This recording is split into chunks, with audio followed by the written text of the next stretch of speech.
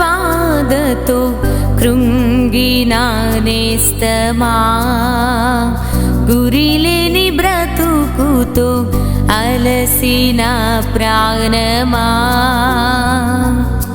తన కరములు చాచి నిన్ను పిలుచుచున్నాడు, తన కరములు చాచి నిన్ను పిలుచుచున్నాడు. ఆదరిస్తాడు, ఆదరిస్తాడు యేసు ఆశ్చర్యకరుడు, యేసు ఆశ్చర్యకరుడు, యేసు ఆశ్చర్యకరుడు.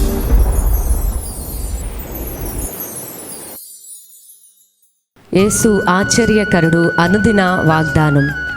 ఎలా ఉన్నారు? మీరందరూ బాగున్నారా? ప్రభు కృప మీకు తోడయండి. ప్రభు మిమ్మల్ని నడిపించాలని దేవుని సన్నిధిలో ఎడతెగక మీ కొరకు ప్రార్థన చేస్తున్నాం. అదే రీతిగా ధైర్యంగా ఉండండి. దేవుని యందు విశ్వాసముతో ముందడుగు వేయండి. ఏ విషయాన్ని గురించి కూడా, దేని గురించి కూడా ఇదిగో కలవరపడకండి. ప్రభు ఉన్నాడు, ఆయన సహాయకుడు.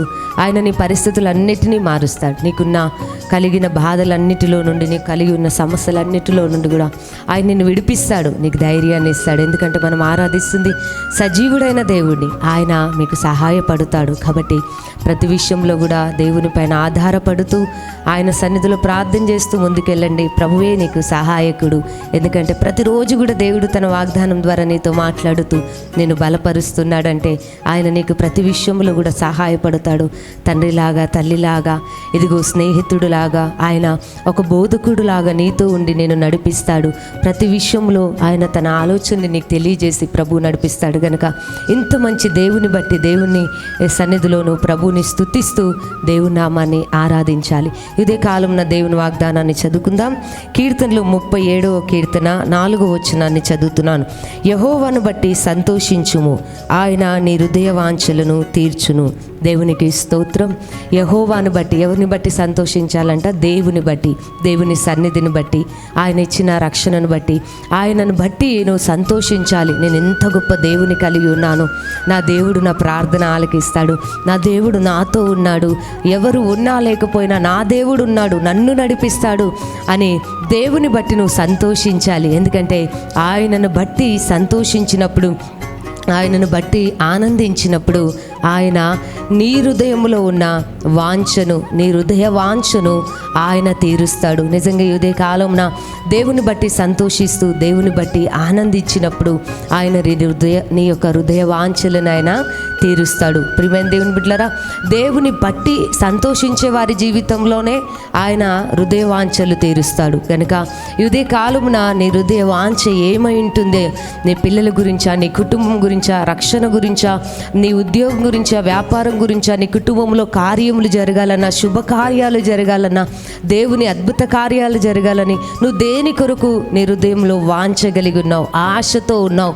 దేవుని వాక్యం సెలవిస్తుంది ఏమనంటే, నీతిమంతుల యొక్క ఆశ నెరవేర్చబడుతుందంట, భక్తిహీనుల యొక్క ఆశ భంగపరచబడుతుంది. నీవు నీతిమంతుడు, ఎందుకంటే యేసు రక్తంలో కడగబడ్డావు. అదే రీతిగా యెహోవాను బట్టి నువ్వు ఆనందిస్తున్నావు, సంతోషిస్తున్నావు. కనుక ఆయన నీ హృదయ వాంఛని తీరుస్తాడు. ఇదే కాలమున నువ్వు ఏది హృదయంలో దేని కొరకైతే వాంఛగలిగి ఉన్నాయో, ఏది నెరవేర్చాలని ప్రభు సన్నిధిలోనూ ప్రార్థన చేస్తూ విశ్వసిస్తూ అడుగుతున్నావో, ఇదే కాలమున ప్రభు నీ జీవితంలో, నీ కుటుంబంలో ఇదిగో ఆయన కార్యములు జరిగించబోతున్నాడు. నువ్వు ఆశ కలిగిన నీ ప్రాణాన్ని ప్రభు తీర్చబోతున్నాడు, నీ హృదయ వాంఛను ప్రభు తీర్చబోతున్నాడు. ఏది ప్రభు సన్నిధిలో అడుగుతున్నావు? నీ పిల్లల గురించా, నీ జీవితం గురించా, ఇదిగో దేని కొరకు నువ్వు ఆశతో దేవుని సన్నిధిలో ఇదిగో ఆశ కలిగి ఉన్నావో ఆ విషయంలో ప్రభు కృప చూపబోతున్నాడు. అందుకే అక్కడ మనం చదువుకున్నాం ఏమనంటే, యెహోవాను బట్టి సంతోషించుము, ఆయన నీ హృదయ వాంఛలను తీర్చును. దేవునికి స్తోత్రం. నిజంగా అండి, నీ హృదయంలో నువ్వు ఏదైతే ఆశ కలిగి ఉన్నావో దాన్ని తీరుస్తాడు. కొన్నిసార్లు మన తల్లిదండ్రులు కూడా మన హృదయ వాంఛని తీర్చలేకపోవచ్చు, కానీ దేవుడు మాత్రము హృదయ వాంఛని తీర్చేవాడు. చూడండి, అబ్రహాము అనుకున్నాడు తన కుమారుడైన ఇస్సాకుకు మరి తన బంధువుల యొక్క కుమార్తెని వివాహము చేయాలి అని అనుకొని మరి ఎలియాజర్ను పంపించినప్పుడు దేవుడు అబ్రహాము యొక్క హృదయవాంఛను తీర్చాడు. ఈరోజు బైబిల్ గ్రంథంలో మనం గమనిస్తే అనేక మంది నీతిమంతులు యెహోవాను బట్టి సంతోషించిన వారి జీవితంలో, వారి కుటుంబాల్లో ఆయన హృదయవాంఛను తీర్చాడు. కనుక ఈ ఉదయకాలమున ప్రభు నీతో వాగ్దానం చేస్తున్నాడు, నేను నీ హృదయవాంఛలను తీర్చేదును అంటున్నాడు. నీ హృదయంలో నువ్వు దేని కొరకు ఆశతో ఉన్నావో, దైవ చిత్తమైనది, దేవునికి ఇష్టమైనది ఏది నువ్వు అడుగుతున్నావో ఆ విషయంలో ప్రభువు నీకు సహాయపడబోతున్నాడు. నీ వాంఛని, నీ హృదయ వాంఛని తీర్చి దేవుడు నిన్ను మరి దీవించబోతున్నాడు. ప్రభువు నీ మేలుతో నీ హృదయాన్ని తృప్తిపరచబోతున్నాడు. కనుక ఈ ఉదయ కాలంన ఈ వాగ్దానాన్ని రిసీవ్ చేసుకోండి. ఇక మీరు భయపడొద్దు, దిగులు పడొద్దు, అధైర్యపడొద్దు. ఎందుకంటే దేవుడున్నాడు. ఆయన ఇదిగో నీ ఆశను తీర్చేవాడు. నీ జీవితంలో, నీ కుటుంబంలో గొప్ప కార్యాన్ని దేవుడు జరిగించబోతున్నాడు. కనుక విశ్వసిస్తూ నమ్ముతూ ప్రభుని స్తుతించండి. మీ కొరకు నేను ఈ ఉదయ కాలమున ప్రార్థన చేస్తాను. సర్వశక్తి గల దేవా స్తోత్రం నాయన. ఎంతమంది అయితే నాయన ఇదిగో తండ్రి నిన్ను బట్టి సంతోషిస్తున్నారు, నిన్ను బట్టి ఆనందిస్తున్నారు, వారి హృదయ వాంఛలను నాయన నువ్వు తీర్చబోతున్నావు. అవునయ్యా, ఇదిగో అబ్రహాము నిన్ను బట్టి సంతోషించినప్పుడు అయ్యా అబ్రహాము యొక్క హృదయ వాంఛ తీర్చావు. ఇంకా అనేక మంది అయ్యా హృదయ వాంఛలను తీర్చిన దేవుడు.